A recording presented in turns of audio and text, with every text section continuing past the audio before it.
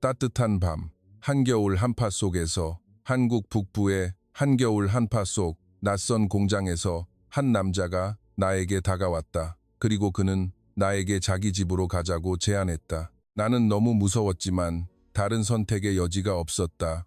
그날 밤 그의 집에서 나는 진정으로 따뜻한 밤을 보냈다. 무슨 일이 있었던 걸까? 안녕하세요. 저는 카리나, 러시아 블라디보스토크에서 태어나고 자란 26살 여성입니다. 제 고향은 바다와 산이 어우러진 아름다운 항구 도시입니다. 하지만 아름다움만으로는 배고픔을 채울 수 없었습니다. 아버지는 작은 잡화점으로 저를 홀로 키우셨지만 몇 년 전부터 당뇨 합병증으로 고생하기 시작하셨습니다. 병원비는 눈덩이처럼 불어났습니다. 러시아의 의료 시스템은 무료라고 하지만 제대로 된 치료를 받으려면 결국 돈이 필요했습니다. 아버지의 병세는 날마다 악화되었고 저에게는 다른 선택의 여지가 없었습니다. 블라디보스토크에서는 일자리가 매우 제한적이었고 임금은 너무 낮았습니다. 친구들은 한 명씩 한국으로 갔습니다. 그들은 한국에서 일하면 블라디보스토크에서 버는 돈의 3배를 벌 수 있다고 말했습니다. 많은 고민 끝에 저는 한국의 한 공장에서 일하기로 결정했습니다. 인력 중개 회사를 통해 취업 비자를 받아 경기도의 한 제조업체에 배치되었습니다.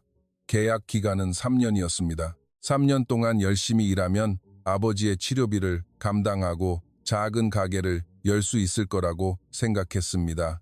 아버지는 제 손을 꼭 잡고 건강을 잘 챙기라고 당부하셨습니다. 눈물을 억지로 참으시던 아버지의 모습이 아직도 생생하게 기억에 남습니다. 블라디보스토크에서 비행기로 몇 시간밖에 걸리지 않았습니다. 아마 같은 아시아 권역에 속해서일 겁니다. 생각보다 가까웠고 인천 공항을 나서자마자 한국의 겨울 날씨가 저를 맞이했습니다. 첫인상은 생각보다 따뜻하다는 것이었습니다. 이때 블라디보스토크는 영하 15도 아래였지만 여기는 겨우 영하 10도 정도였습니다. 나는 안도의 한숨을 쉬었습니다. 이 정도면 견딜 수 있어 라고 혼잣말을 했습니다. 회사에서 보내준 차를 타고 공장으로 향했습니다.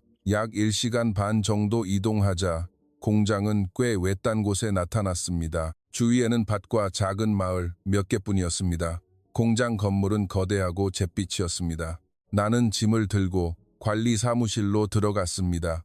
러시아어를 아는 직원이 나에게 간단히 설명해 주었습니다. 기숙사는 공장 뒤편에 있는 2층 건물이고 방은 6인실 공동 숙소였습니다. 방에 들어서는 순간 나는 조금 얼어붙었습니다. 상상했던 것보다 훨씬 더 초라했습니다. 3개 2층 침대가 좁은 방에 꽉 들어차 있었습니다. 창문은 작았고 벽은 얇은 합판으로 만들어져 있었습니다. 난방 시스템은 오직 작은 전기난로 하나뿐이었습니다. 내 룸메이트들은 모두 러시아인 여성 노동자들이었습니다. 대부분 나보다 나이가 많았고 몇 달에서 1년 이상 이곳에서 일하고 있었습니다. 그들은 무표정한 얼굴로 나를 맞이했는데 친절하지도 불쾌하지도 않았습니다. 그들의 반응은 단지 새로운 사람이 한 명 더 늘었다는 것뿐이었습니다.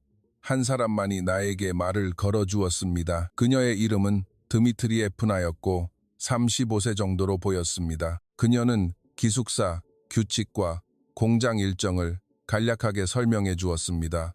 그녀의 말투는 무미건조했지만 필요한 모든 정보를 나에게 알려주었습니다. 첫날 밤, 나는 도저히 잠을 이룰 수 없었습니다. 나는 2층 침대 위칸에 배정받았습니다. 낮은 천장은 답답하게 느껴졌지만 무엇보다도 추위가 문제였습니다. 전기난로는 방 한가운데 놓여 있었고 온기는 내 침대까지 거의 닿지 않았습니다. 이불을 꽁꽁 싸매도 몸이 따뜻해지지 않았습니다. 러시아에서는 아파트에 중앙난방 시스템이 있어 집안은 항상 여름처럼 따뜻했습니다. 블라디보스토크의 겨울은 영하 20도까지 내려가지만 집 안에서는 반팔을 입을 수 있었습니다. 하지만 여기는 달랐습니다. 방 안에 있는데도 입김이 하얗게 나왔습니다. 나는 옷을 더 껴입고 이불을 몸에 단단히 둘러야 했습니다. 그제야 조금 나아지는 것을 느꼈습니다.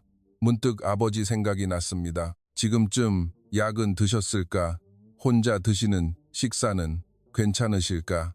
걱정이 밀려왔지만 나는 이를 악물고 참았습니다. 여기서 포기할 수는 없었습니다. 다음 날 공장에서의 실제 생활이 시작되었습니다. 나는 아침 8시에 출근하여 저녁 6시에 퇴근했습니다. 점심시간이 1시간 있었고 10분 휴식 시간이 2번 있었습니다. 일은 매우 간단했습니다. 컨베이어 벨트 위를 흘러가는 플라스틱 부품을 검사하고 포장하는 일이었습니다. 처음에는 손발이 느려서 자주 꾸중을 들었지만 며칠 만에 익숙해졌습니다. 가장 큰 문제는 날씨였습니다. 12월 중순 한국 북부의 추위가 본격적으로 느껴지기 시작했습니다. 기온은 블라디보스토크보다 높을 수 있지만 체감 온도는 훨씬 더 싸늘했습니다. 북서풍은 뼛속까지 스며드는 듯 했습니다. 공장 안은 그나마 나았지만 기숙사로 돌아가는 길은 정말 지옥 같았습니다. 얼굴에 부딪히는 바람 한 줄기마다 숨쉬기조차 힘든 느낌이 들었습니다. 기숙사의 난방 시스템도 문제였습니다. 작은 전기난로 하나로는 6명이 쓰는 방을 따뜻하게 하기에는 턱없이 부족했습니다. 초저녁이 되면 방 온도는 겨우 10도 정도였고 모두 외투를 입고 잠자리에 들어야 했습니다. 샤워는 정말 빨리 끝내야 했습니다. 화장실에는 난방시설이 없어서 머리를 감고 나면 금방 감기에 걸릴 것 같은 느낌이 들었습니다. 약 일주일 후 저는 왜 내 러시아 동료들이 그렇게 무표정한 얼굴을 하고 있었는지 이해할 수 있었습니다. 이곳에서의 삶은 생존을 위한 투쟁이었습니다. 그들은 감정을 드러낼 여유조차 없었습니다. 매일 우리는 같은 시간에 일어나 같은 일을 하고 같은 식사를 했습니다. 주말에는 하루만 쉴 수 있었고 월급은 약 200만 원 정도였습니다. 하지만 기숙사 비용과 식비를 제하고 나면 약 130만 원 정도만 남았습니다. 블라디보스토크에서 벌던 돈의 4배였지만 나는 전혀 행복하지 않았습니다. 그럼에도 불구하고 나는 견뎌냈습니다. 아버지를 생각하면 견딜 수 있었습니다. 매주 일요일 나는 아버지와 영상 통화를 했습니다. 아버지는 괜찮다고 말씀하셨지만 저는 아버지의 얼굴이 점점 더 수척해지는 것을 분명히 보았습니다. 저는 곧 돈을 보낼 테니 약값 걱정은 하지 말라고 말씀드렸습니다. 아버지는 항상 걱정하시며 너무 무리하지 말라고 당부하셨습니다. 공장 안에도 많은 한국인 직원들이 있었습니다. 대부분 관리자나 기술자들이었습니다. 그들은 우리 같은 외국인 노동자들과 거의 소통하지 않았습니다. 식당도 따로, 휴게실도 달랐습니다. 우리는 그들이 작업 지시를 내릴 때만 만났습니다. 나는 한국어를 거의 모르기 때문에 통역 직원이 정보를 전달해 주었습니다. 그렇게 한 달이 지나갔고 12월 말에는 날씨가 더욱 추워졌습니다. 기숙사 창문 틈으로 바람이 새어 들어왔습니다. 그리고 매일 밤 내 몸은 얼어붙는 것 같았습니다. 이불을 3겹이나 덮고 잤지만 아침에 일어나면 여전히 몸이 쑤셨습니다. 나는 감기 증상을 보이기 시작했지만 쉴 수는 없었습니다. 쉬면 월급에서 공제될 것이었습니다. 그날도 나는 평소처럼 일하고 있었습니다. 어지러움을 느꼈지만 참으려고 노력했습니다. 갑자기 눈앞이 흐려지고 비틀거렸습니다. 옆에서 일하던 러시아 동료가 나를 붙잡고 관리자를 불렀습니다. 그것은 제가 한국인 남자 직원과 직접 대면한 첫 경험이었습니다. 나중에 알게 된 그의 이름은 김민준이었습니다. 김민준은 38세의 한국인 남성으로 공장의 생산 관리를 담당하고 있었습니다. 키는 약 175cm 정도였고 체격이 아주 크지는 않았지만 단단하고 차분한 인상을 주었습니다. 내가 비틀거리는 것을 보고 그는 재빨리 달려와 나에게 의자를 가져다 주었습니다. 그는 통역 직원을 불러 내 상태를 물었습니다. 나는 그저 조금 어지럽다고 대답했습니다. 김민주는 고개를 저었습니다. 통역을 통해 그는 나에게 오늘 일찍 쉬라고 말했습니다. 나는 괜찮다고 했지만 그는 매우 단호했습니다. 그는 억지로 일하다가 큰 사고라도 나면 더 골치 아프다고 말했습니다. 결국 나는 일찍 기숙사로 돌아와야 했습니다. 방에는 아무도 없었고 모두 일하러가 있었습니다. 나는 침대에 누워 이불을 덮었습니다. 몸이 떨렸고 열이 나는 것 같았습니다. 약 1시간 후 문을 두드리는 소리가 들렸습니다. 나는 힘겹게 몸을 일으켜 문을 열었습니다. 김민준이었습니다. 그는 비닐봉투를 들고 있었는데 그 안에는 따뜻한 파죽 한 그릇과 감기약이 들어 있었습니다. 나는 놀라서 그를 바라보았습니다. 그는 손짓으로 나에게 받으라고 했고 나는 어색하게 받아들였습니다. 김민준은 간단한 영어로 말했습니다. 약 먹고 푹 쉬어서 나으세요. 그리고 그는 돌아서서 갔습니다. 나는 멍하니 그의 뒷모습을 바라보았습니다. 왜 그가 나에게 이렇게 신경을 쓰는 걸까? 러시아에서는 상사가 아픈 직원을 이런 식으로 보살피는 일은 거의 없었습니다. 따뜻한 죽 한 그릇을 먹는 동안 콧등이 시큰해졌습니다. 몇 달 만에 처음으로 다른 사람에게서 따뜻함을 느끼는 것 같았습니다. 다음 날 나는 조금 나아져서 다시 일하러 갔습니다. 김민준은 내 작업장 옆을 지나가다가 통역 없이 간단한 영어로 안부를 물었습니다. 괜찮아요? 나는 고맙다고 대답했습니다. 그는 미소를 짓고 지나갔습니다. 그날부터 나는 김민준에게 신경을 쓰기 시작했습니다. 그는 바쁜 사람이었고 생산 라인을 확인하기 위해 항상 공장 곳곳을 돌아다녔습니다. 며칠 후 점심시간에 나는 공장 식당 앞에서 김민준을 다시 만났습니다. 그가 다가와 나에게 핫팩 2개를 주었습니다. 밖이 추우니 주머니에 넣어 따뜻하게 하세요. 그가 말했습니다. 나는 다시 한번 놀랐습니다. 한국인들은 모두 이렇게 친절한 걸까? 나중에 알게 되었지만 김민준은 가끔 다른 외국인 노동자들도 그렇게 챙겨주곤 했습니다. 그가 나에게 특별히 관심을 가지는 것은 아니었지만 그의 작은 친절은 나에게 감사함을 느끼게 했습니다. 이곳에서의 삶이 너무나 혹독했고 매일이 반복된 후 차가운 기숙사로 돌아오는 일상이었기 때문입니다. 나는 러시아 동료들과도 깊은 대화를 나눌 수 없었습니다. 모두 자신의 일에만 집중했고 다른 일에 신경 쓸 시간이 없었습니다. 나는 점점 외로움을 느꼈습니다. 그러던 어느 날 다른 남자가 나에게 말을 걸어왔습니다. 그의 이름은 이고르였고 나보다 3개월 먼저 이 공장에 온 32세 러시아인이었습니다. 그는 남자 기숙사에 있었지만 나와 같은 라인에서 일했습니다. 처음에는 이고르가 친근하게 행동했습니다. 그는 나에게 공장 생활에 적응하는 방법을 알려주고 편의점에서 사 먹을 만한 음식들을 추천해 주었습니다.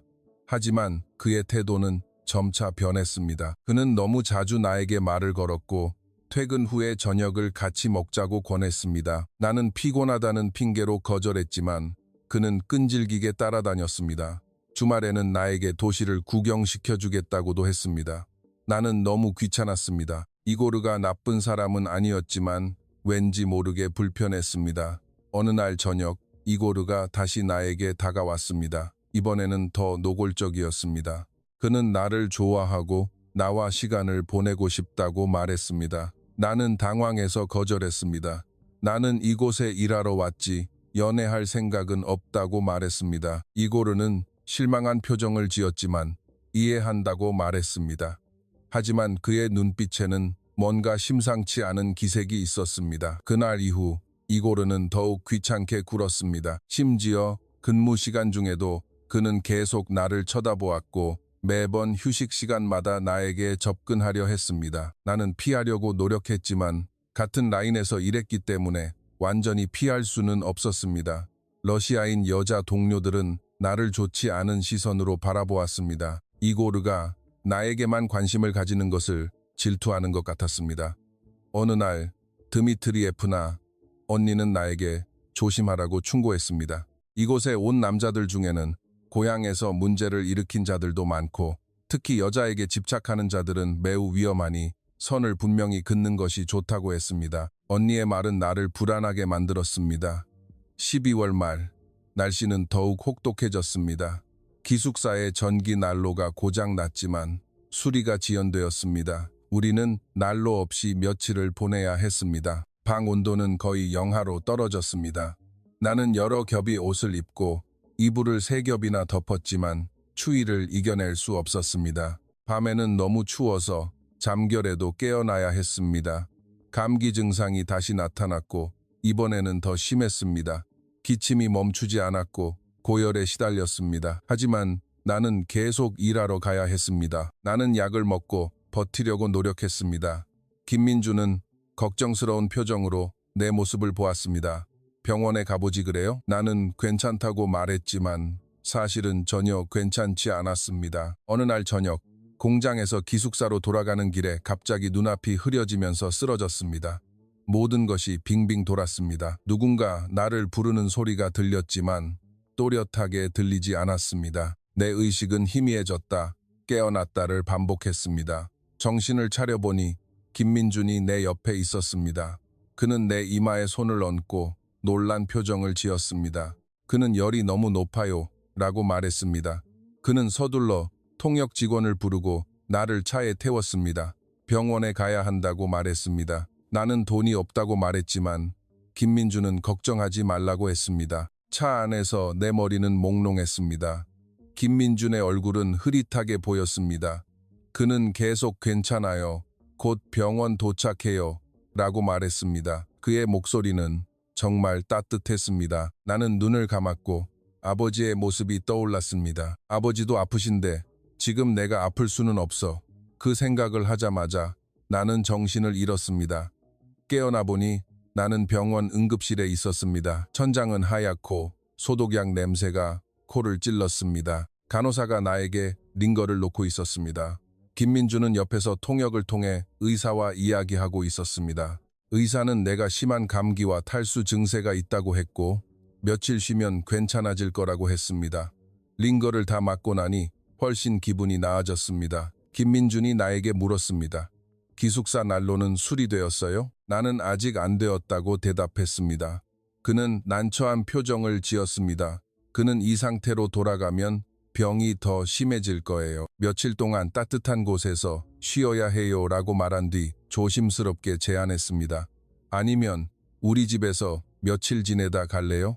나는 깜짝 놀랐습니다. 너무 갑작스러웠습니다. 김민주는 서둘러 설명했습니다. 요즘 아버지가 병원에 계셔서 거의 집에 없으니 집이 거의 비어 있다고 했습니다. 며칠만 지내다가 건강해지면 가면 된다고 했습니다. 낯선 남자의 집에 머무는 것은 쉬운 결정이 아니었지만 나에게는 다른 선택의 여지가 없었습니다. 기숙사로 돌아가면 분명히 더 심하게 아플 것이었습니다. 결국 나는 고맙다고 대답했습니다. 김민주는 안도한 표정을 지으며 나를 차에 태웠습니다. 그렇게 나는 처음으로 한국인의 집에 가게 되었습니다. 김민준의 집은 공장에서 차로 약 10분 거리에 있었습니다. 작지만 2층짜리 단독 주택이었습니다. 이미 어두워져 주위는 꽤 어두웠지만 집 앞에 가로등이 있어 입구가 잘 보였습니다. 김민주는 차에서 내려 문을 열고 나를 안으로 안내했습니다. 현관에 들어서자마자 그는 신발을 벗으라고 했습니다. 러시아에서도 집에 들어갈 때 신발을 벗기 때문에 나는 자연스럽게 따랐습니다. 복도를 지나 거실로 들어서자 나는 조금 놀랐습니다. 집은 생각보다 깨끗하고 아늑했습니다. 거실은 그리 크지 않았지만 작은 소파 세트, TV, 식탁이 있었습니다. 벽에는 가족 사진 몇 장이 걸려 있었고 한쪽에는 책장이 있었습니다. 나를 가장 놀라게 한 것은 바로 따뜻함이었습니다. 밖은 거의 영하의 기온이었지만 집 안은 마치 봄날처럼 따뜻했습니다. 김민주는 나를 작은 방으로 안내했습니다.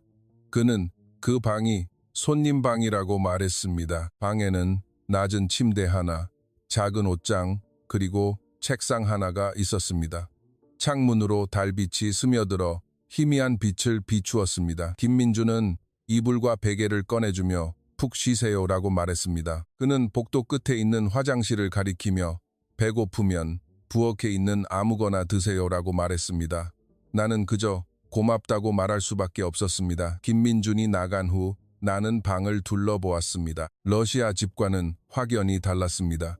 침대가 낮았고 가구들도 전반적으로 낮았습니다.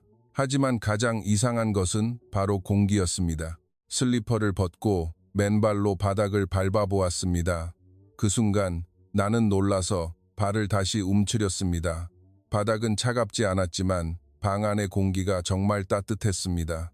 처음에는 난방 시스템에 문제가 있는 줄 알았습니다. 혹시 난방장치가 고장나서 너무 뜨거워진 걸까? 나는 조심스럽게 다시 확인했습니다. 정말 따뜻했습니다. 뜨겁기보다는 포근하고 기분 좋은 따뜻함이 나를 감싸고 있었습니다. 마치 거대한 전기장판 안에 있는 것 같았습니다. 나는 문을 열고 김민준을 불렀습니다. 그는 부엌에서 물을 마시고 있었습니다. 방이 너무 따뜻하다고 말하자 그는 웃었습니다. 투웨이 에어컨이에요. 그는 그것이 한국의 현대적인 난방 방식이라고 설명했습니다. 방 전체를 고르게 따뜻하게 해준다고 했습니다. 나는 잘 이해가 되지 않았습니다. 공기가 이렇게 따뜻하면 건조하지 않을까? 김민주는 천천히 설명했습니다. 투웨이 에어컨은 따뜻한 공기를 방 전체에 순환시켜서 어느 한 곳도 너무 뜨겁지 않다고 했습니다. 온도는 적당히 따뜻한 수준으로 조절할 수 있다고 했습니다.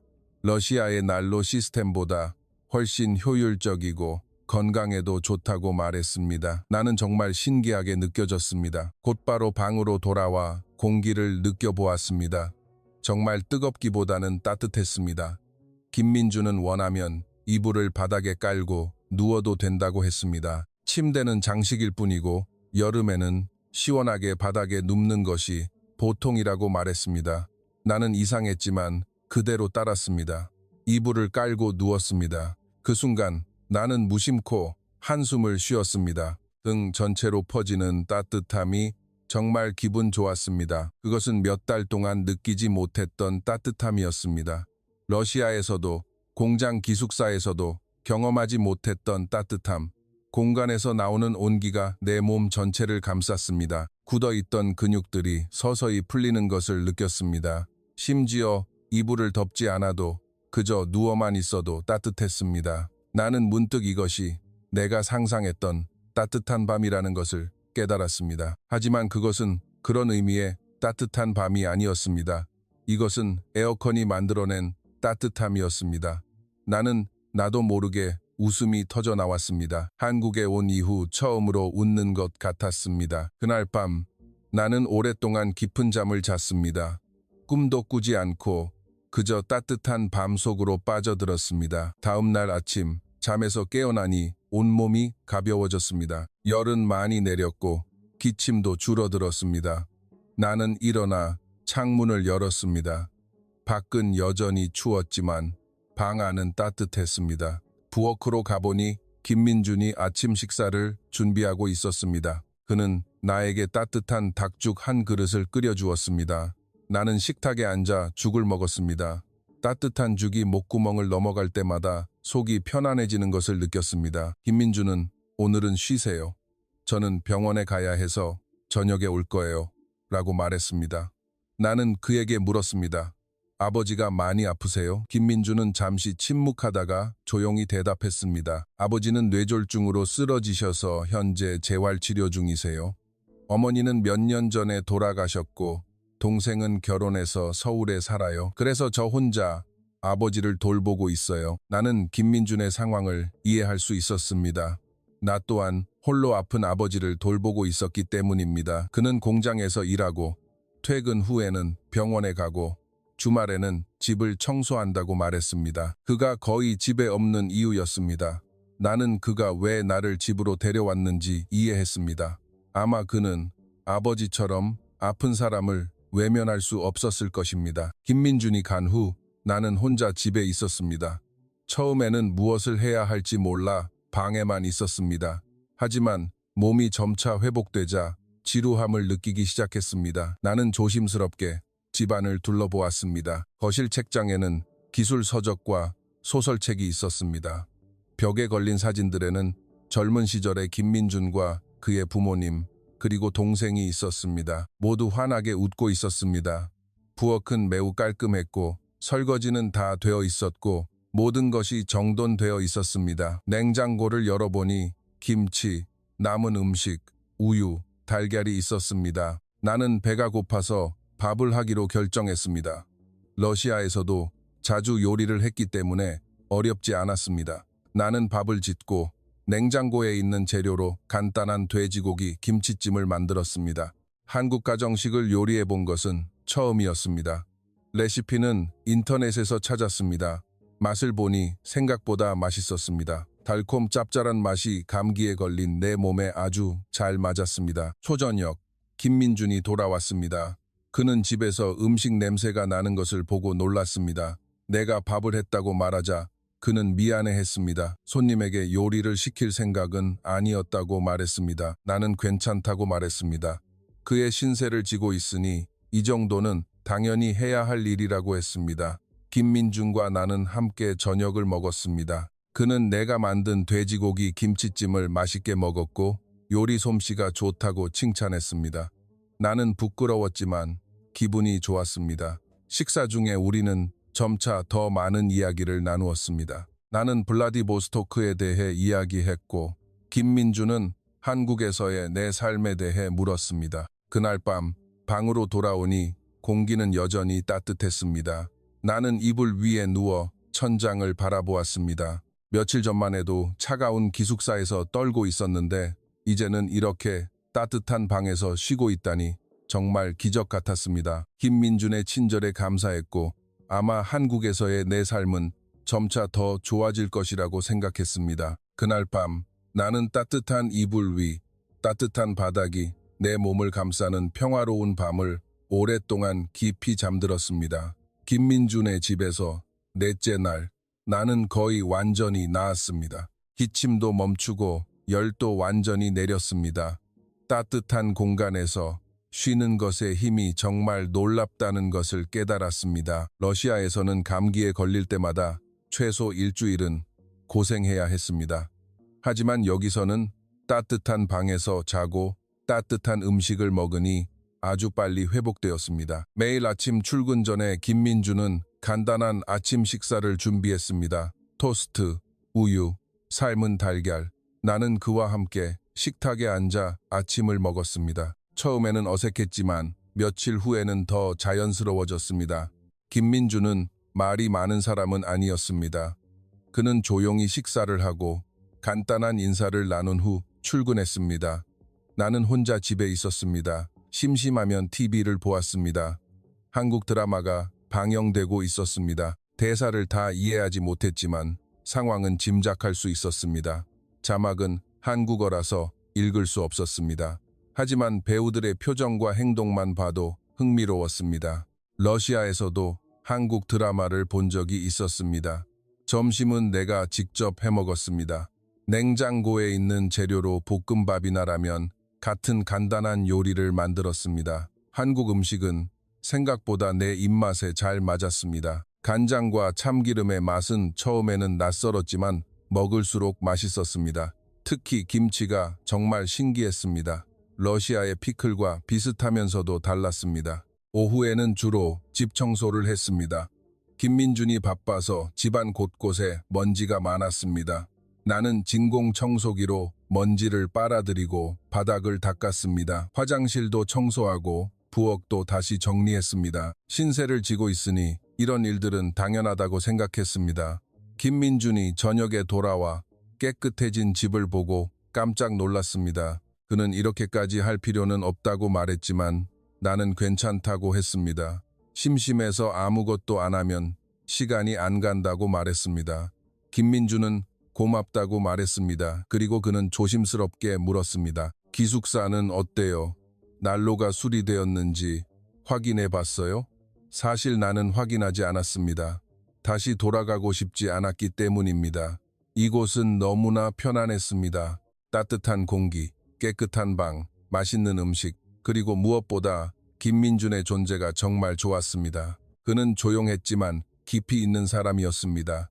그는 항상 내가 불편하지 않도록 조심했습니다. 다음 날 저녁, 김민준은 내일 아버지를 병문안 갈 건데 같이 갈래요? 오래 걸리지 않을 거예요. 잠깐 들렀다가 올 거예요 라고 제안했습니다. 나는 동의했습니다. 김민준이 항상 모든 일을 혼자 감당해야 하는 것이 걱정스러웠기 때문입니다. 다음 날 우리는 함께 병원으로 갔습니다.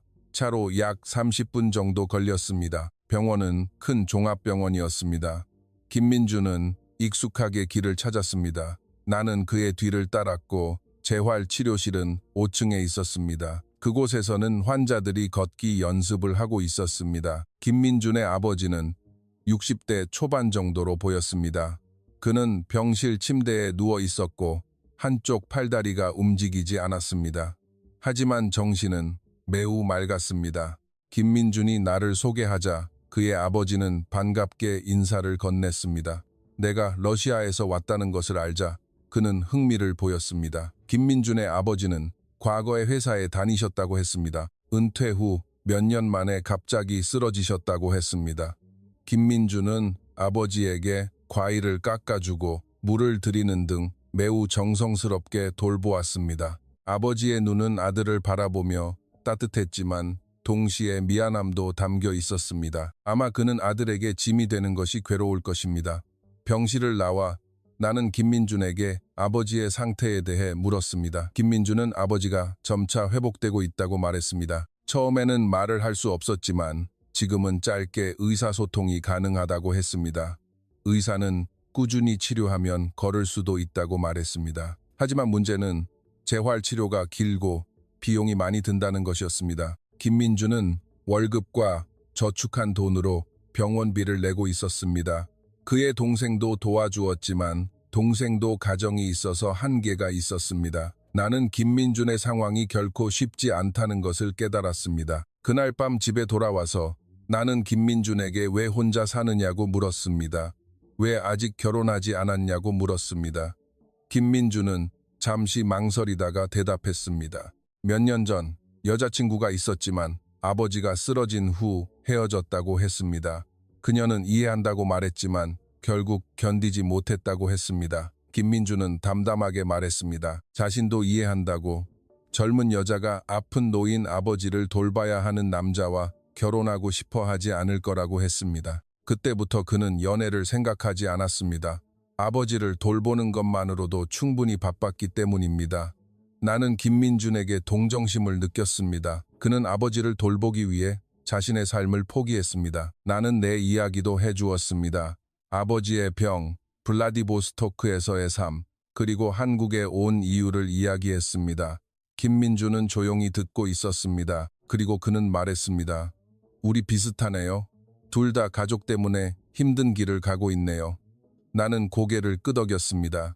그의 말이 맞았습니다. 그날 밤 나는 결심했습니다. 조금만 더 버텨보자고. 한국에서의 삶은 힘들지만 김민준처럼 좋은 사람들도 있고 이 집의 공기처럼 따뜻한 순간들도 있었습니다. 아버지를 위해서 그리고 나 자신을 위해서 나는 포기하지 않기로 결정했습니다. 다섯째 날, 기숙사 난로가 수리되었다는 공지가 나왔고 나는 돌아가야 했습니다. 김민준은 완전히 나을 때까지 머물러도 되는데 라고 말했지만 나는 폐를 끼칠 만큼 끼쳤으니 더 이상 폐를 끼치고 싶지 않아요 라고 말했습니다.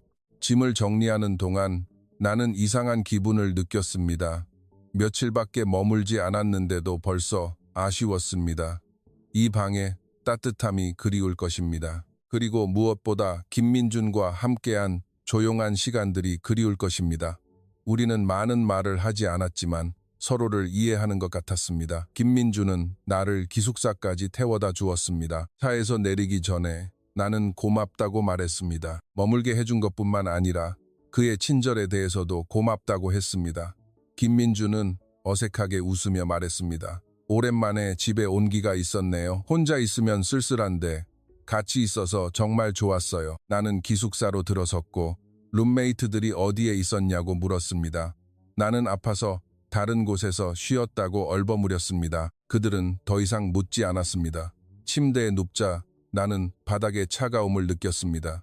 난로가 수리되었지만 김민준의 집만큼 따뜻하지는 않았습니다. 나는 김민준의 집이 그리웠지만 돌아갈 수는 없었습니다. 다음 날 공장 생활이 다시 시작되었습니다. 하지만 뭔가 달라져 있었습니다. 나는 더 이상 외롭지 않았습니다. 김민준이 있었기 때문입니다. 가끔 공장에서 마주치면 우리는 서로 눈인사를 나누었습니다. 그것만으로도 나에게 큰 힘이 되었습니다. 돌아온 첫날 밤, 방 안의 공기가 정말 이상했습니다. 룸메이트들의 시선이 전과 확연히 달랐습니다. 차갑고 날카로웠습니다. 나는 무슨 일이 일어나는지 이해할 수 없었고 혼란스러웠습니다. 드미트리예프나 언니가 먼저 입을 열었습니다. 어디에 있었어? 한국 남자 집에 있었다며. 나는 깜짝 놀랐습니다.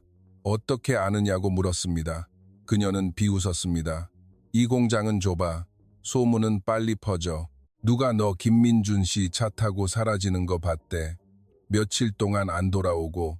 나는 설명하려고 노력했지만 그녀는 손을 내저었습니다. 변명하지 마. 네가 무슨 짓을 했는지 다 알아. 하지만 그것은 오해였습니다. 나는 정말 아팠고 김민준의 집에서 쉬었을 뿐 아무 일도 없었습니다. 하지만 룸메이트들은 믿지 않았습니다. 한 명이 비꼬듯이 말했습니다. 한국 남자 유혹하려고 노력했니? 정말 처량하다. 그렇게 하면 될 줄 알았어? 나는 억울했지만 더 이상 아무 말도 할 수 없었습니다. 그날 밤부터 기숙사에서의 삶은 지옥이 되었습니다. 룸메이트들은 나를 무시했습니다. 내가 물어도 대답하지 않았고 내 물건을 마음대로 뒤졌습니다. 내가 화장실에 들어가려고 하면 그들은 일부러 먼저 들어가서 아주 오랫동안 있었습니다. 나는 그저 참을 수밖에 없었습니다. 6명 중에 나 혼자였기 때문입니다.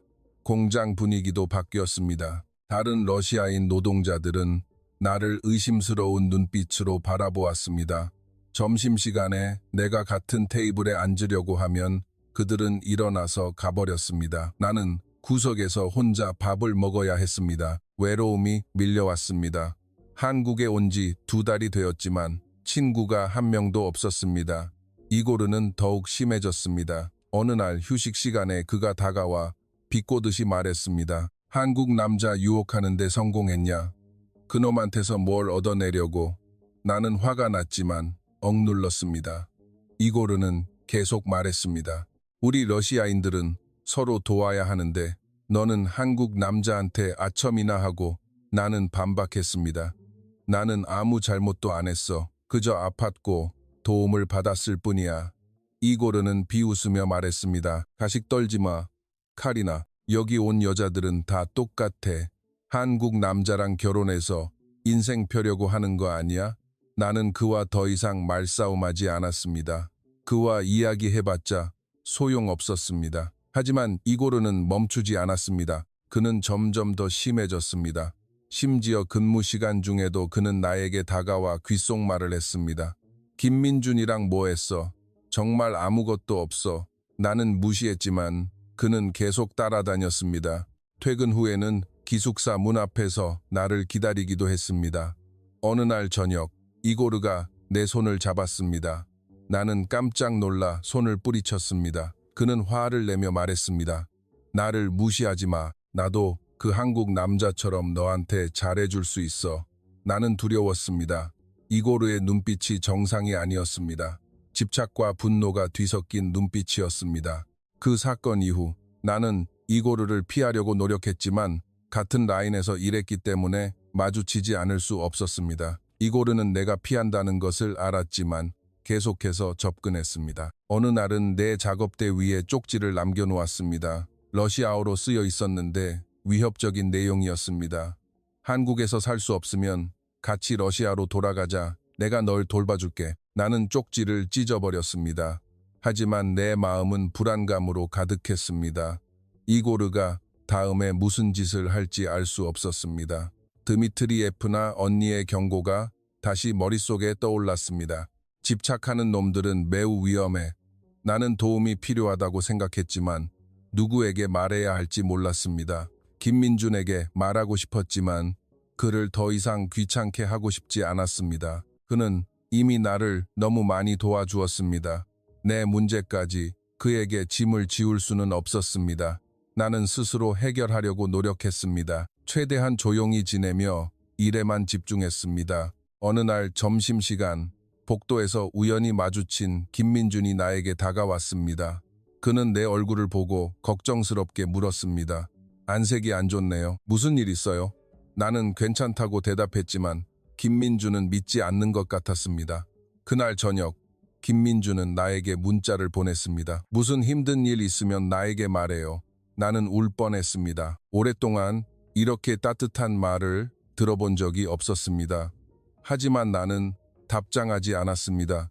김민준에게 의지해서는 안 된다고 생각했습니다. 그는 아버지 병간호만으로도 너무 힘들었으니 내 문제까지 신경 쓸 여유가 없을 것이라고 생각했습니다. 하지만 상황은 나아지지 않고 점점 더 나빠졌습니다. 며칠 후, 퇴근 후 기숙사로 돌아가는 길에 이고르가 나타났습니다. 그는 술을 마신 것 같았고 비틀거리며 나에게 다가왔습니다. 나는 본능적으로 뒷걸음질 쳤습니다.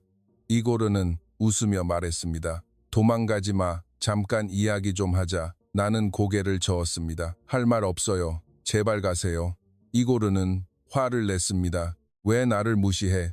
그 한국 남자는 되고 나는 안 되는 거야? 그가 소리쳤습니다.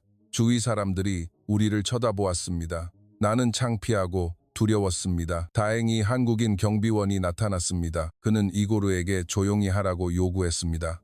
이고르는 경비원을 노려보며 욕설을 퍼붓고는 가버렸습니다. 내 심장은 쿵쾅거렸습니다. 나는 더 이상 혼자 견딜 수 없다고 생각했습니다.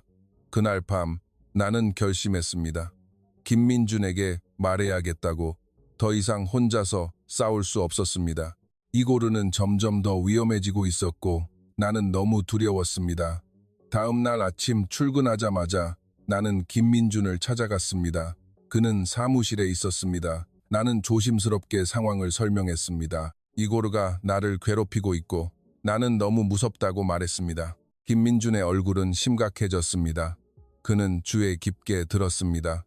언제부터 모든 일이 시작되었는지, 그가 나를 어떻게 괴롭혔는지 물었습니다. 나는 따라다닌 것부터 위협적인 쪽지를 남긴 것, 그리고 술에 취해 길을 막은 것까지 모든 것을 이야기했습니다. 김민준은 매우 화가 난 것 같았지만 나에게 화가 난 것이 아니라 이고르에게 화가 난 것이었습니다. 그는 자신이 해결하겠다고 말했습니다. 걱정하지 마세요. 나는 안도했지만 동시에 걱정도 되었습니다. 김민준이 괜한 문제에 휘말릴까봐 두려웠습니다. 하지만 김민준은 매우 단호했습니다. 이것은 개인적인 문제가 아니라 직장 내 괴롭힘이에요. 공식적으로 처리할 겁니다. 나는 고개를 끄덕였습니다. 이제 나는 혼자가 아니었습니다. 김민준이 내 편에 서주었습니다. 그것만으로도 엄청난 힘이 되었습니다. 일주일 후 공장 전체에 충격적인 소식이 퍼졌습니다. 회사가 인력 감축을 진행할 것이라는 소식이었습니다. 경영 상황이 어려워져서 직원을 줄여야 하고 특히 외국인 노동자 비율을 줄일 것이라고 했습니다. 대부분의 한국인 직원은 유지되겠지만 일부 외국인 노동자들은 계약이 해지될 것이라는 소문이 돌았고 공장 전체가 술렁였습니다. 러시아인 노동자들은 불안해했고 누가 해고될지 아무도 몰랐습니다. 나는 입사한 지 2달밖에 안 되었으니 분명히 내가 첫 번째로 해고될 것이라고 생각했습니다. 보통 신입이 먼저 나가는 법입니다. 내 마음은 무거웠습니다. 아버지 치료비도 아직 얼마 보내지 못했는데 벌써 돌아가야 하는 걸까? 드미트리예프나 언니는 걱정하지 않는 표정이었습니다. 그녀는 1년 넘게 일했으니 안전할 거라고 생각했습니다. 하지만 다른 동료들은 불안해했고 특히 신입들은 두려움에 떨었습니다. 나도 부들 중 하나였습니다. 부러미 부렁 표정을 지었습니다. 나는 김민준에게 내가 해고될 것 같냐고 물었습니다. 그는 아직 누가 나갈지 공식적인 결정은 없지만 신입들을 우선적으로 감축할 가능성이 높다고 말했습니다. 내 심장은 산산조각 나는 것 같았습니다. 이제 막 적응하기 시작했는데 벌써 끝내야 하는 걸까? 김민준은 말했습니다. 최선을 다해볼게요. 제가 상사에게 카리나 씨가 성실하고 일을 잘한다고 말하겠지만 결정권은 인사부에 있어요. 나는 이해한다고 말했지만 희망이 없는 것 같았습니다. 그날 밤 나는 블라디보스토크에 있는 아버지에게 영상통화를 걸었습니다. 아버지는 내 얼굴을 보고 무슨 일 있냐고 물었습니다. 나는 괜찮다고 거짓말했습니다. 아버지가 걱정하실까봐 두려웠습니다. 하지만 아버지는 모든 것을 아시는 것 같았습니다. 힘들면 돌아와라. 얘야, 같이 집에 있는 게 낫다. 눈물이 왈칵 쏟아졌습니다. 돌아가고 싶었지만 그럴 수 없었습니다. 아버지 치료비는 어떻게 하지? 내가 없으면 아버지는 어떻게 혼자 살아가실까? 나는 억눌렀습니다. 나는 화면을 보고 웃으며 말했습니다. 곧 돈 보낼 테니 아버지 약값 아끼지 마세요. 아버지는 그래 라고 말하며 웃었지만 눈가에는 물기가 어렸습니다. 상황이 나빠지자 이고르는 더욱 기세등등해졌습니다. 인력 감축 소식을 듣고 나서 그는 더욱 뻔뻔해졌습니다. 어차피 다 잘릴 텐데 뭘 두려워하냐는 식이었습니다. 그는 공개적으로 나를 따라다녔고 매 휴식 시간마다 나타났으며 화장실 문 앞에서 기다렸습니다. 어느 날은 내 작업대 위에 다시 쪽지를 남겨놓았습니다. 이번에는 내용이 더 무서웠습니다. 한국에서 살 수 없으면 같이 러시아로 돌아가자. 내가 널 돌봐줄게. 나는 소름이 돋았습니다. 이고르는 완전히 미쳤습니다. 나는 다시 김민준에게 이고르가 점점 더 심해진다고 말했습니다. 김민준은 화를 내며 관리자에게 보고하겠다고 말했습니다.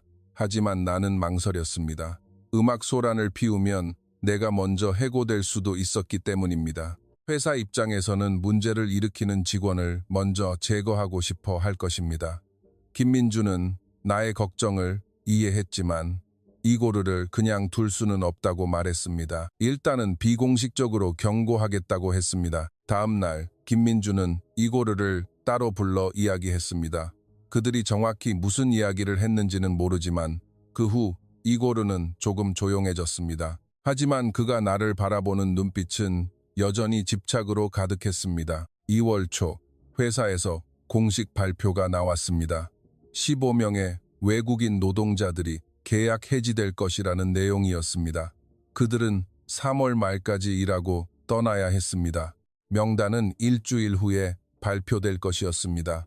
나는 불안감에 떨었습니다. 매일 밤 편안하게 잠들 수 없었습니다. 김민준은 나를 위로했습니다. 아직 결정된 거 아니에요. 희망을 버리지 마세요. 그는 내가 성실하고 일을 잘한다고 상사에게 내 이름을 남겨달라고 건의했지만 결과를 보장할 수는 없다고 말했습니다. 나는 고마웠지만 동시에 미안함도 느꼈습니다. 김민준이 나 때문에 힘들어하고 있었습니다.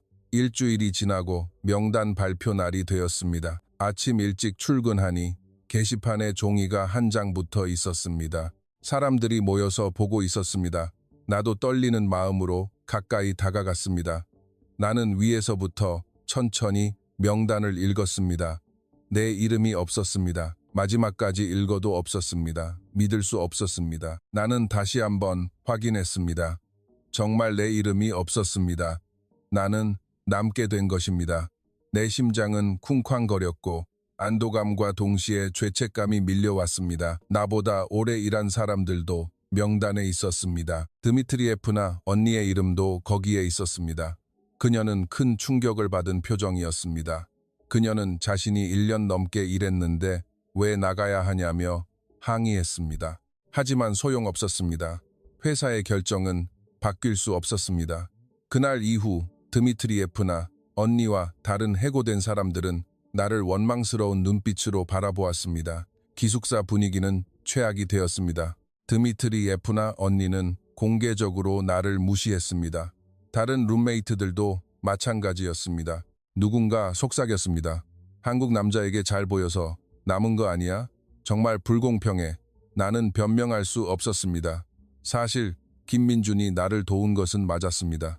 하지만 내가 부당하게 남은 것은 아니었습니다. 나는 열심히 일했고 지각이나 결근도 없었습니다. 단지 김민준이 나의 장점들을 회사에 전달했을 뿐이었습니다. 하지만 해고된 사람들의 입장에서는 이해할 수 없을 것입니다. 내가 그들이었더라도 아마 그렇게 생각했을 것입니다. 이고르는 명단에 없었습니다. 그도 남게 된 것입니다. 하지만 내가 남게 되었다는 것을 알자 그는 더욱 집착적으로 변했습니다. 어느 날 저녁 그는 기숙사 문 앞에서 나를 기다렸습니다. 나는 피하려고 노력했지만 그가 길을 막았습니다. 이고르는 이제 우리 둘 다 남았으니 같이 있자. 내가 널 지켜줄게. 다른 러시아인들이 널 싫어하는 거 알아. 나만이 널 이해해 줄 수 있어. 나는 거절했습니다. 혼자 있는 게 좋아요. 나는 그저 가족만 생각해요. 이고르의 얼굴이 일그러졌습니다. 그는 내 손을 꽉 잡았습니다.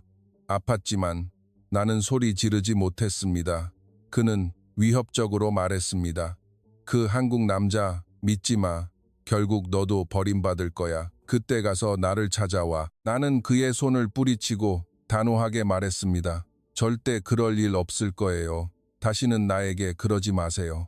이고르는 비웃었습니다. 두고 봐. 후회하게 될 거야. 그렇게 말하고 그는 가버렸습니다. 나는 그 자리에서 얼어붙었습니다. 두려움과 분노가 뒤섞여 밀려왔습니다. 그날 밤 나는 김민준에게 전화했습니다. 모든 것을 이야기했습니다. 이고르의 위협, 기숙사에서의 따돌림, 나의 불안감. 김민준은 조용히 듣다가 말했습니다. 아니면 우리 집에서 잠시 지내는 게 어때요? 상황이 위험한 것 같은데 혼자 두기가 불안하네요. 나는 망설였습니다. 또다시 그에게 폐를 끼치는 것이 정말 미안했지만 나에게는 다른 선택의 여지가 없었습니다. 기숙사는 더 이상 안전하지 않았습니다.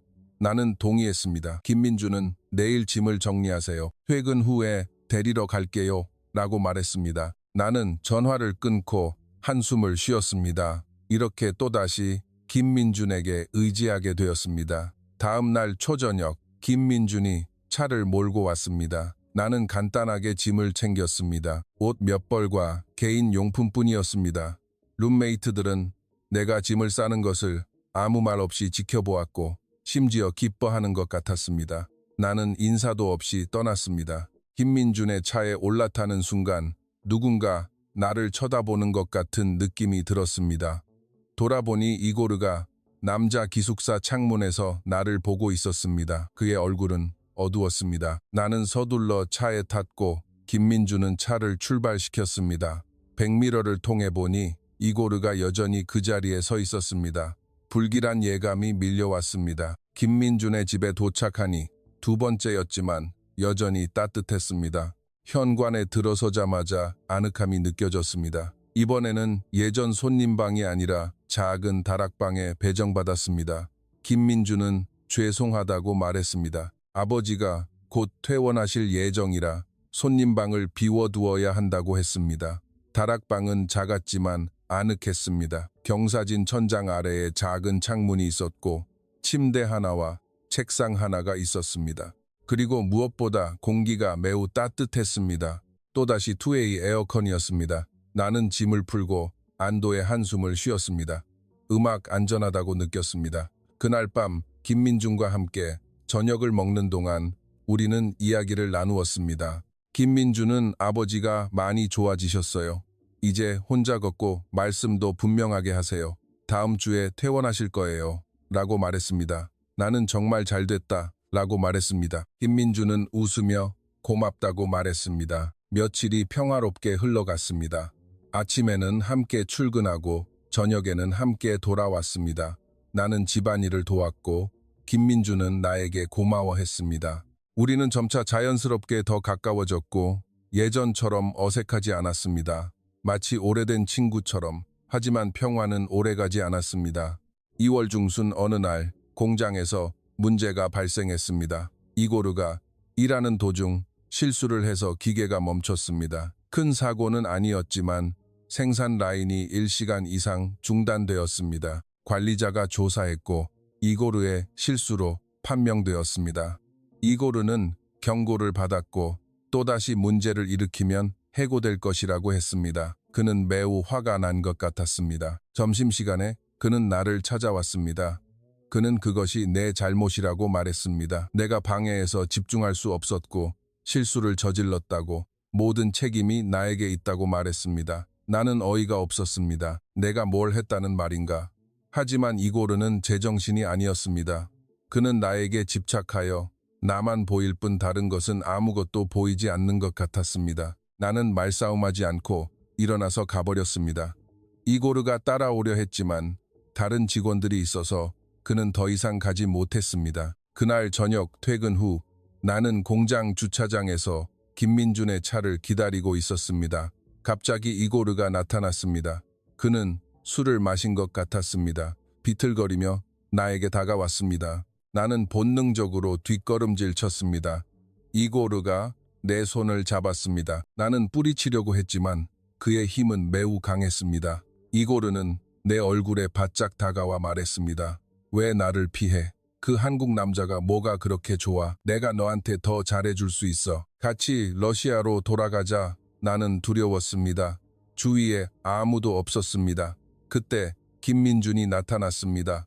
그는 이고르를 쳐다보며 단호하게 말했습니다. 그녀의 손을 놓으세요. 지금 놓지 않으면 경찰에 신고할 겁니다. 이고르는 김민준을 노려보았습니다. 그는 러시아어로 욕설을 퍼부었습니다. 김민준은 그 말을 이해하지 못했지만 분위기는 느낄 수 있었습니다. 김민준은 다가와 나를 자기 등 뒤로 끌어당겼습니다. 그리고 이고르에게 경고했습니다. 다시는 카리나 씨에게 이러지 마세요. 이건 직장 내 괴롭힘이고 범죄입니다. 증거도 충분합니다. 제가 신고하면 당신에게 불리할 겁니다. 이고르는 비웃었지만 한 발 물러섰습니다. 결국 이고르는 나를 보며 말했습니다. 넌 후회하게 될 거야. 그 한국 남자는 결국 너를 버릴 거야. 그리고 그는 비틀거리며 가버렸습니다. 내 다리는 후들거렸습니다. 김민준은 나를 차에 태웠습니다. 나는 떨리는 손으로 안전벨트를 매었습니다. 차 안에서 김민준이 물었습니다. 괜찮아요? 나는 고개를 끄덕였지만 눈물이 계속 흘러나왔습니다. 오랫동안 억눌러 왔던 감정들이 터져나왔습니다. 두려움, 피로, 외로움. 김민준은 아무 말 없이 내 손을 잡아주었습니다. 따뜻한 손이었습니다. 집에 도착해서 김민준은 나에게 따뜻한 차를 끓여주었습니다. 나는 소파에 앉아 차를 마시며 점차 진정했습니다. 김민준은 내 옆에 조용히 앉아 말했습니다. 내일 회사에 공식적으로 보고할 거예요. 이고르를 그냥 둘 수는 없어요. 나는 걱정했습니다. 일이 커지면 나도 곤란해질 수 있었기 때문입니다. 하지만 김민준은 매우 단호했습니다. 이건 견딜 수 있는 문제가 아니에요. 내가 당신을 보호해야 해요. 그의 말은 나를 감동시켰습니다. 오랫동안 나를 보호해주겠다고 말하는 사람은 없었습니다. 러시아에서는 항상 아버지를 보호해야 했습니다. 한국에서는 모든 것을 혼자 견뎌야 했습니다. 하지만 이제 나는 김민준이 있었습니다. 다음 날 김민준은 약속대로 회사에 보고했습니다. 관리자가 조사에 착수했고 나도 진술했습니다. 다른 직원들도 이고르가 나를 따라다니는 것을 보았다고 증언했습니다. 증거는 충분했고 이고르는 엄중한 경고를 받았고 나에게 접근하는 것이 금지되었습니다. 이고르는 분해했지만 아무것도 할 수 없었습니다. 또다시 문제를 일으키면 해고될 것이었습니다. 그는 멀리서 나를 노려볼 뿐 감히 가까이 오지 못했습니다. 나는 안도의 한숨을 쉬었습니다. 마침내 평화가 찾아왔습니다. 그날 밤 김민준의 집으로 돌아오니 모든 것이 끝난 것 같았습니다. 나는 김민준에게 진심으로 고맙다고 말했습니다. 그가 없었다면 내가 어떻게 되었을지 모르겠습니다. 김민준은 말했습니다. 자신은 마땅히 해야 할 일을 했을 뿐이라고 했지만 나는 그의 도움이 얼마나 컸는지 알고 있었습니다.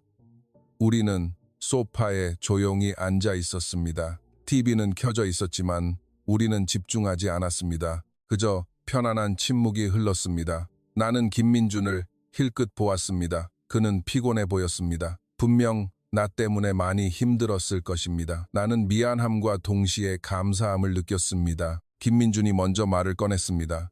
그는 나에게 물었습니다. 한국에서의 삶은 어때요? 힘들어요? 나는 솔직하게 대답했습니다. 힘들지만 포기할 수 없어요. 아버지를 위해서 견뎌야 해요. 김민준은 고개를 끄덕였습니다. 그도 마찬가지였습니다. 그는 아버지를 위해서 견디고 있었습니다.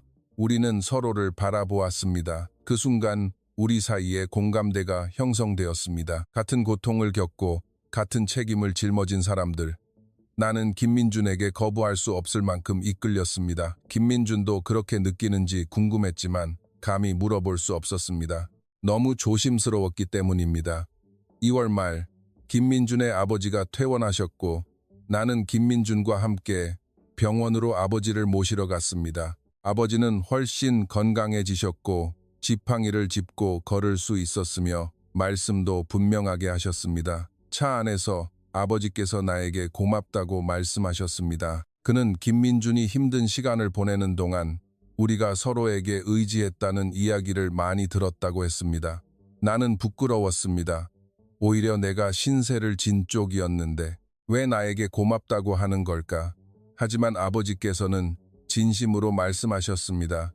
최근 김민준이 예전보다 더 즐거워졌고 모든 것이 나 덕분이라고 했습니다. 나는 김민준을 보았습니다. 그는 운전대를 잡고 앞만 보고 있었지만 그의 귀가 붉어져 있었습니다. 집에 도착해서 우리는 아버지를 거실 방으로 모셨습니다. 나는 다락방으로 올라갔습니다. 이제 아버지께서 여기 계시니 내가 더 조심해야겠다고 생각했습니다. 하지만 아버지께서는 나에게 편하게 있으라며 식구처럼 생각하라고 말씀하셨습니다. 그 말에 콧등이 시큰해졌습니다. 오랫동안 가족이라는 말을 들어본 적이 없었습니다. 3월 초 회사에서 좋은 소식이 있었습니다. 인력 감축이 종료되었고 남은 직원들의 계약은 안정적일 것이라고 했습니다. 나는 적어도 1년은 더 일할 수 있게 되었고 게다가 성실한 직원들은 월급도 조금 인상될 것이라고 했습니다. 나는 정말 기뻤습니다. 이제 아버지에게 더 많은 돈을 보낼 수 있었습니다. 나는 그동안 저축한 돈을 계산했습니다. 4개월간의 월급에서 생활비를 제외하고 약 400만 원이 있었습니다. 러시아 돈으로 환전하면 약 13만 루블 정도였는데 블라디보스토크에서는 꽤 큰 돈이었습니다. 나는 송금 서비스를 통해 아버지에게 돈을 보냈습니다. 영상통화를 걸었을 때 아버지는 우셨습니다. 그는 나에게 고맙다고 말했고 아껴서 쓰겠다고 했습니다. 그는 당분간 약값 걱정은 안 해도 된다고 말했습니다. 나는 정말 기뻤습니다. 이것이 바로 내가 한국에 온 이유였습니다. 아버지를 돕기 위해서 힘들었지만 결국 해냈습니다. 3월 중순 어느 날 저녁, 김민준과 나는 거실 소파에 앉아 있었습니다. 아버지께서는 일찍 주무셨습니다. 집은 정말 조용했습니다. TV는 켜져 있었지만 우리는 집중하지 않았습니다. 그저 편안한 침묵이었습니다. 김민준이 이야기를 시작했습니다. 그는 나에게 물었습니다. 앞으로 계획이 뭐예요? 한국에 오래 머무를 생각인가요? 나는 잠시 생각했습니다. 사실 나는 확실한 계획이 없었습니다. 일단 3년 계약 기간을 채우고 나서 생각할 참이었지만 이제는 조금 달라졌습니다. 나는 조심스럽게 대답했습니다. 가능하다면 한국에 더 오래 머물고 싶어요. 이곳이 좋아지기 시작했어요. 특히 오빠가 있어서요. 말을 마치자마자 나는 후회했습니다. 너무 솔직했나?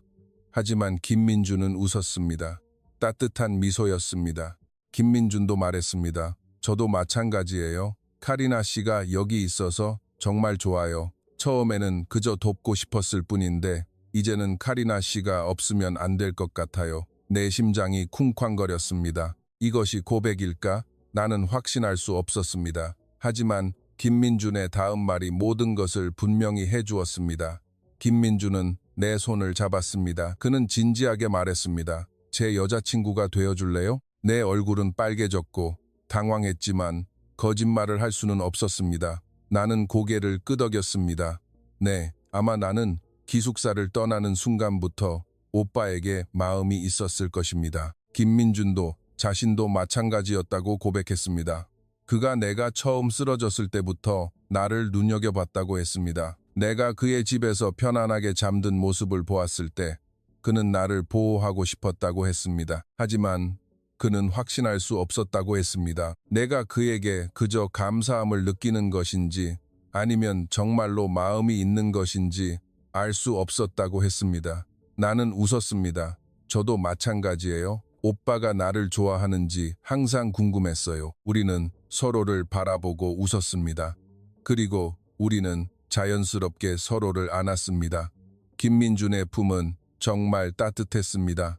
에어컨에서 나오는 공기처럼 따뜻했습니다. 그 순간 나는 이것이 진정한 사랑이라는 것을 깨달았습니다. 다음 날 김민준은 우리의 이야기를 아버지에게 말했습니다. 아버지는 놀라지 않았고 오히려 웃으며 일찍이 이런 일이 일어날 줄 알았다고 말했습니다. 두 사람 축하한다. 카리나가 좋은 며느리가 될 거야. 며느리라는 말에 나는 부끄러웠지만 정말 기뻤습니다. 받아들여진다는 것은 이렇게 따뜻한 감정이었습니다. 그때부터 우리는 공식적으로 연인이 되었습니다. 소문은 공장에도 퍼졌습니다. 러시아인 노동자들은 여전히 나를 좋지 않은 시선으로 바라보았지만 나는 신경 쓰지 않았습니다. 김민준이 내 옆에 있었기 때문입니다. 이고르는 더 이상 나를 쳐다보지 않았습니다. 그가 포기한 것 같았습니다. 여름이 찾아왔습니다. 한국의 여름은 블라디보스토크와 달리 매우 더웠지만 김민준의 집에는 에어컨이 있었고 무엇보다 그가 옆에 있었습니다. 우리는 매주 주말을 함께 보냈습니다. 가끔 바다에 가거나 시장을 구경했습니다. 가을이 되자 나는 진지하게 한국어를 배우기 시작했습니다. 김민준이 나에게 가르쳐 주었습니다. 매일 밤 우리는 1시간씩 공부했습니다. 어려웠지만 재미있었습니다. 한국어를 알면 김민준과 더 깊이 있는 대화를 나눌 수 있을 것 같았습니다. 겨울이 다시 찾아왔습니다. 1년 전 이맘때 나는 차가운 기숙사에서 떨고 있었고 외롭고 힘들었습니다. 하지만 지금은 달랐습니다. 나는 따뜻한 집에서 김민준과 함께 있었습니다.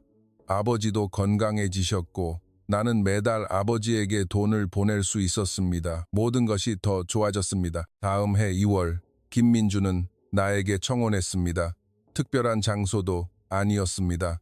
그저 집 거실에서였습니다. 하지만 그것은 완벽했습니다. 김민준은 반지가 없었고 그저 내 손을 잡고 물었습니다. 나랑 결혼해 줄래? 나는 울면서 고개를 끄덕였습니다. 우리는 5월에 작은 결혼식을 올리기로 결정했습니다. 나는 아버지께 한국에 오시라고 말씀드렸습니다.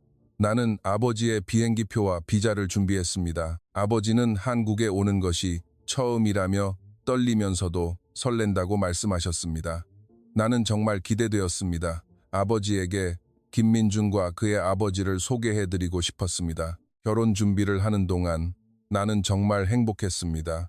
1년 전만 해도 상상할 수 없었던 미래였습니다. 차가운 기숙사에서 혼자 울던 한 소녀가 이제는 사랑하는 사람과 결혼을 준비하고 있었습니다. 인생은 정말 알 수 없는 것이었습니다.